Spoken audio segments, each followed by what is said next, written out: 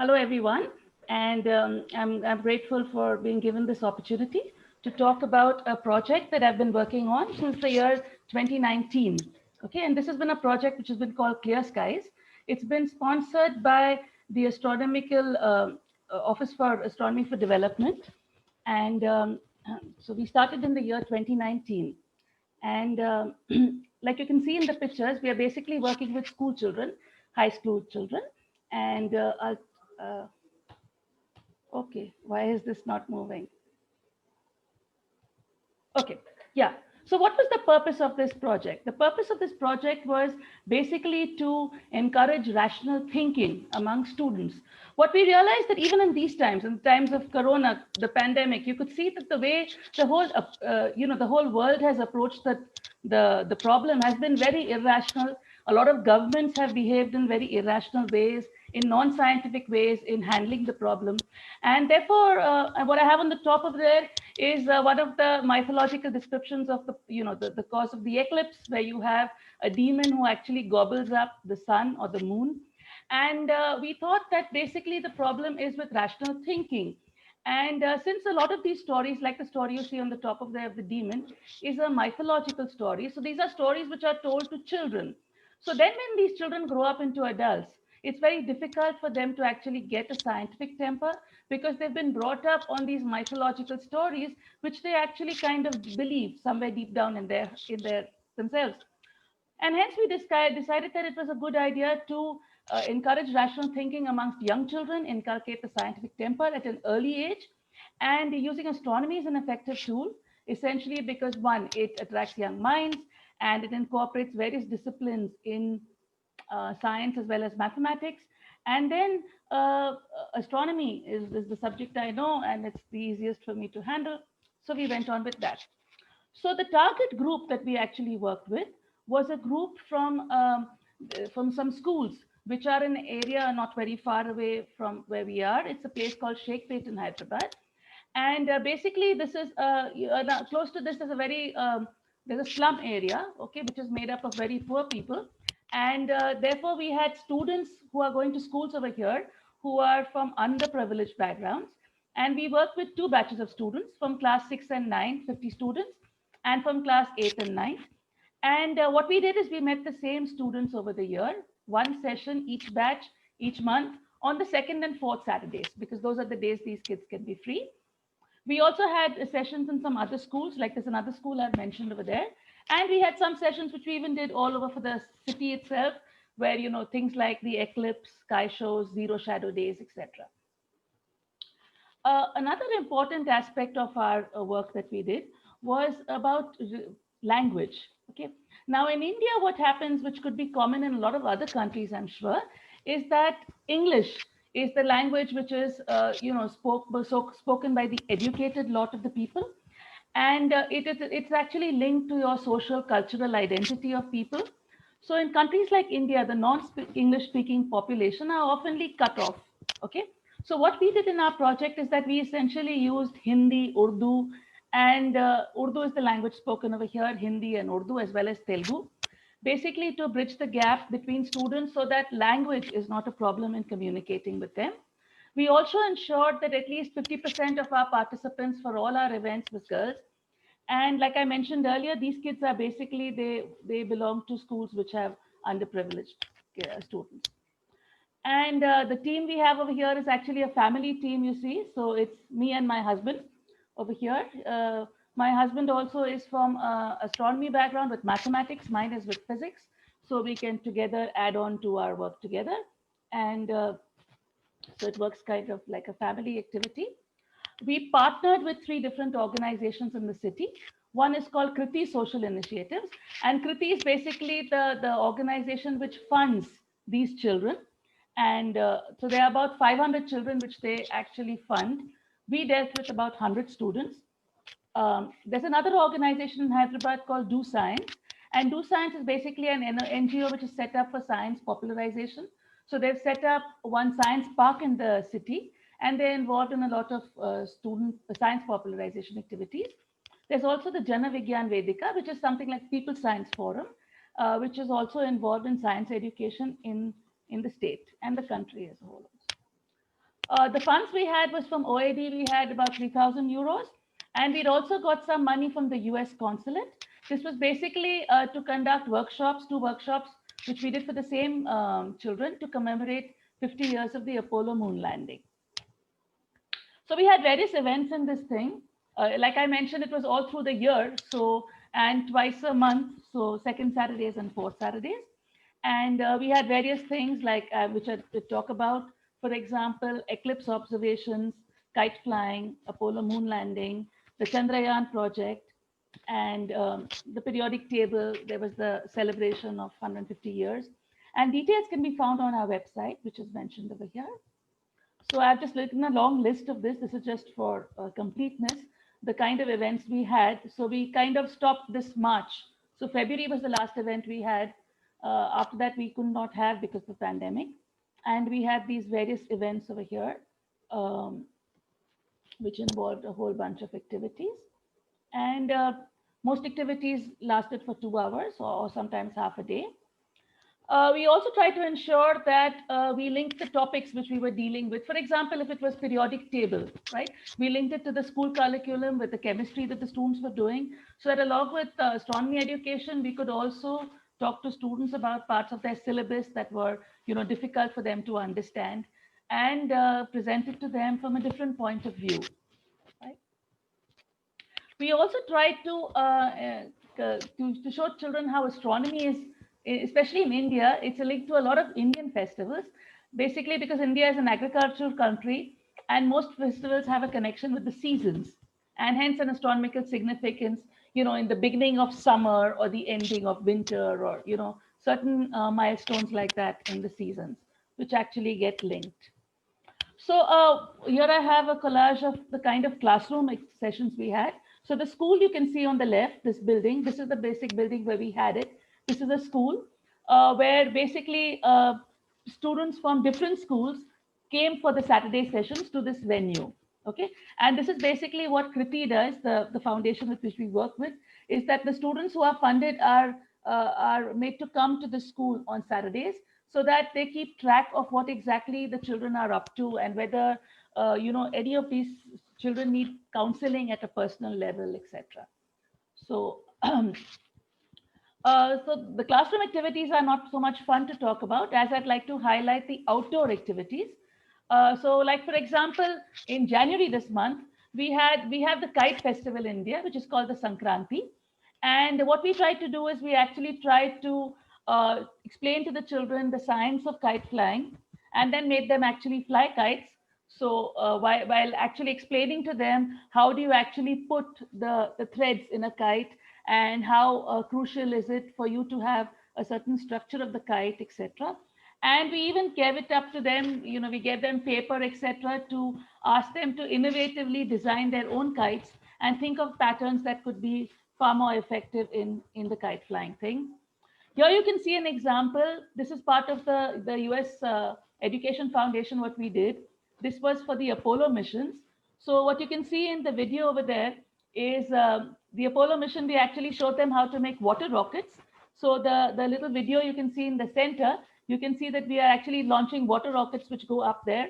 So the children were taught to actually use simple apparatus, which PVC pipes and simple connections to actually build this kind of a thing.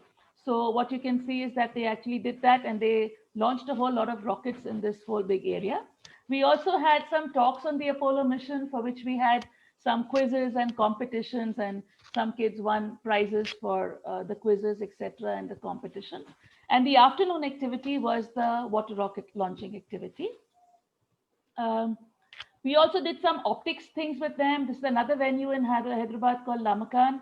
And here we actually let the children play around with mirrors and lenses and various things for them to understand this thing. So what you can see over here in the central one is simple. They're just seeing the spectrum which they are getting, and made them do a few hands-on activities with optics itself. Again, as part of the US consulate, we had 2 workshops. So one was the one with the water rockets, and the other one was the one which we did with telescope making. So this is in the planetarium which we have here in Hyderabad on the terrace. So you can see that these kids were actually low-cost telescopes. They were actually taught how to make it. and they could actually make it and then finally use their telescopes to look out at stuff in the city. Note, we obviously could not do this in the night because with night there are a few more logistic problems.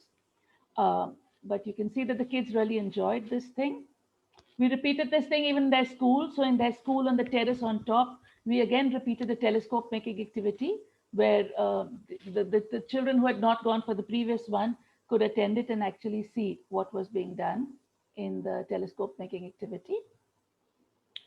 Then we had the solar eclipse, which was not a long time back on the 26th of December over here in Hyderabad.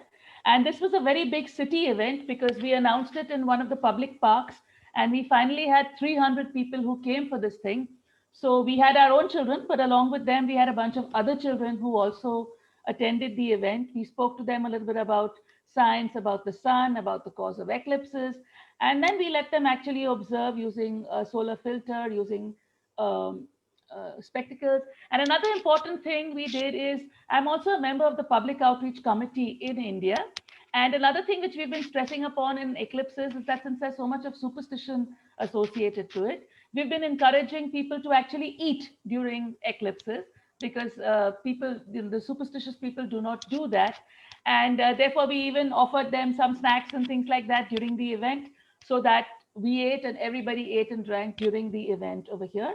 So this was in the morning of 26th of December recently. Now, there are a whole bunch of other these things, but what I would like to stress upon is the lessons we learned from the sessions that we had, because I'm sure a lot of people would be doing similar things. But here we actually see that we learned a few lessons. Before we started our project, we actually tried some pilot studies, and we realized that for such work, the optimum size is 30 to 50 children. If it's lesser than that, it becomes too, it's not worth it. And more than 50, then it becomes very difficult to handle. Another important thing about this kind of activity, realize it has to be organized activity. In the sense, one has to plan it from the beginning as to what are the things you are going to make them do, what are the handouts would you give them, what would you make them explain, what would how would they actually be doing the whole activity. Another important feature which we noticed in our work was that a lot of people do outreach, in different schools. You can go and give talks and talk to a set of students. And then when you go the next time, you talk to another set of students, and the earlier set actually forgets what you spoke about. So we realized that what we need to do is to work with the same children all the time. So the whole year, we worked with the same children, basically to see to it that only then you can get a gradual change in mindset of these children if you are actually going to meet the same children all the while, right? And that's why we concentrated on working with the same group of children.